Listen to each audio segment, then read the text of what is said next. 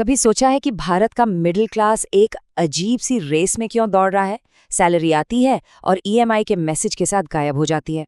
तो क्या ये जिंदगी को अपग्रेड करने का एक स्मार्ट तरीका है, या फिर भविष्य के पैसों से आज को सजाने का एक खतरनाक जाल? चलिए आज इसी की गांठ खोलते हैं। घर ईएमआई पर, कार ईएमआई पर, फोन ईएमआई पर, अरे अब तो सोफा तक ईएमआई पर मिल रहा है। सच पूछो तो ये लाइनें आज हर घर की कहानी बन चुकी हैं। ये मंथली पेमेंट्स यानी किश्तें हमारी जिंदगी का एक ऐसा हिस्सा बन गई हैं कि इनके बिना अब कोई बड़ी खरीदारी सोचना भी मुश्किल लगता है। तो यहाँ एक बहुत जरूरी सवाल उठता है, क्या इन सब चीजों से हमारी जिंदगी सच में वाकई बेहतर हो रही है, या फिर हम बस अपने आने वाले कल की कमाई से अपने आज को सजा रहे हैं? सोचा इस बारे में कभी? पता है, इसी को एक्सपर्ट्स ईएमआई ट्रैप कहते हैं। और ये सिर्फ एक फैंसी शब्द नहीं है। ये फाइनेंशियल स्लेवरी यानी वित्तीय गुलामी का एक नया मॉडर्न रूप है। एक ऐसी गुलामी जिसमें लोग अक्सर अनजाने में ही फंसते चले जाते हैं। तो चलिए अब समझते हैं कि ये जाल आखिर बिछाया कैसे जाता है। इसकी पूरी बुनियाद, इसका फाउंडेशन एक साइकोलॉजिकल ट्रिक पर टिका है, जिसे कहते हैं इल्यूजन ऑफ अफोर्डेबिलिटी, यानी किफायती होने का भ्रम। जरा सोचिए, हमारी सोच में कितना बड़ा जबरदस्त बदलाव आ गया है। पहले विज्ञापन क्या कहते थे? पैसे बचाइए फिर खरीदिए। और आज विज्ञापन चिल्ला चिल्ला कर कहते हैं, अभी खरीदो, पैसे बाद में देना। पहले घर वाले कहते थे, पैसा जोड़ फिर खरीद। और आज पूरा सिस्टम क्या कहता है? लोन ले, बाद में देख लेंगे। देख रहे हैं कितना बड़ा बदलाव है। और हम सबके दिमाग में क्या आता है? अरे यार, महीने के 2-4 हज़ार ही तो देने हैं, क्या फर्क पड़ता है? बस यहीं हम गलती कर जाते हैं। ये छोटी छोटी ईएमआई एक भ्रम पैदा करती हैं कि हम कोई भी महंगी चीज़ बड़ी आसानी से खरीद सकते हैं। और एक बात हमेशा याद रखिएगा, भ्रम सबसे खतरनाक किस्म का कर्ज होता है। लेकिन आपको एक बात बताऊं, ये जाल सिर्फ नंबरों का नहीं है। नहीं, असली खेल तो दिमाग का है, इमोशंस का है। चलिए देखते हैं कि कैसे मार्केटर्स हमारे सपनों और इमोशंस का इस्तेमाल करके हमें इस जाल में खींच लेते हैं। एक आम मिडिल क्लास इंसान के सपने क्या होते हैं? सिंपल सपने हैं ना? एक अच्छा सा घर हो, एक गाड़ी, हाथ में लेटेस्ट फोन, और बस लाइफस्टाइल थोड़ा सा अपग्रेड हो जाए। ये बहुत ही आम और सच्चे सपने हैं, और मार्केटर्स इस बात को हमसे और आपसे बेहतर जानते हैं। तो मार्केटिंग का फंडा क्या है? वो सीधे दिमाग पर नहीं, दिल पर अटैक करती है। विज्ञापनों में हमें क्या सुनने को मिलता है?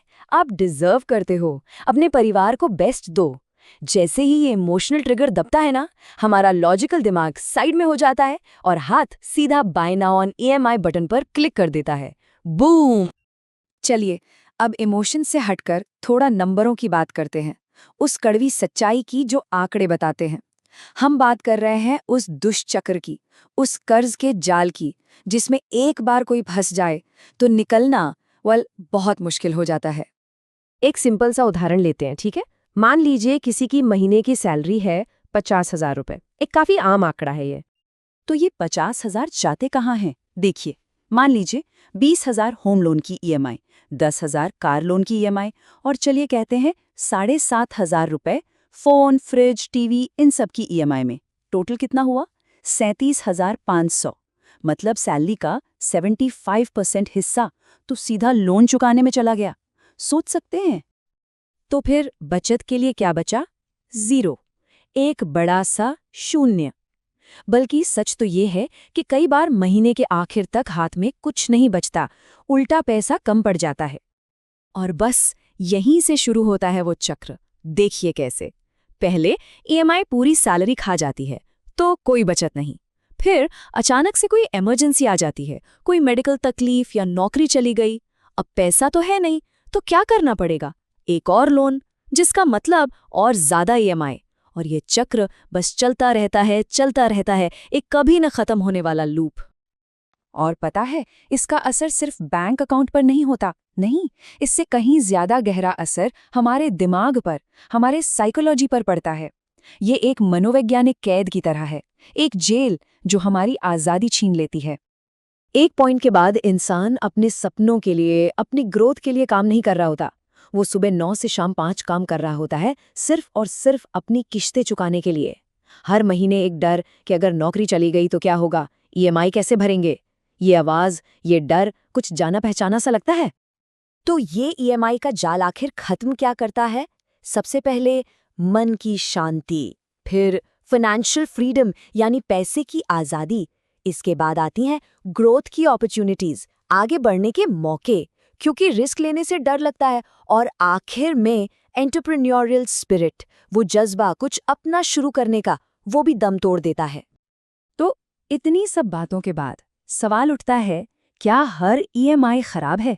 क्या हर लोन बुरा है? नहीं, बिल्कुल नहीं। देखिए, ईएमआई एक टूल की तरह है, एक औजार, जैसे एक चाकू। अब उस चाकू से आप सब्जी भी काट सकते हैं और खुद को नुकसान भी पहुंचा सकते हैं। प्रॉब्लम टूल में नहीं है, उसे इस्तेमाल करने के तरीके में है, आदत में है। चलिए इसको आसान बनाते हैं। एक होती है अच्छी ईएमआई और एक होती है बुरी ईएमआई। अच्छी ईएमआई होती है उन चीज़ों के लिए जो वक्त के साथ वैल्यू में बढ़ती हैं, मतलब एसेट बनाती हैं, जैसे कि होम लोन या एजुकेशन लोन। इनसे आपकी दौलत बढ़ती है। और दूसरी तरफ है बुरी ईएमआई। ये लाइफस्टाइल लोन होते हैं, जैसे लेटेस्ट फ़ोन के लिए या छुट्टियों के लिए। ये चीज़ें आपकी दौलत नहीं बढ़ाती, बस देनदारी बढ़ाती हैं।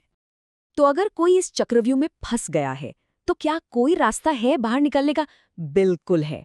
अच्छी खबर यह है कि इसका एक सिंपल फॉर्मूला है, एक ऐसा तरीका जिससे आप इस पूरे सिस्टम को अपने फायदे के लिए पलट सकते हैं।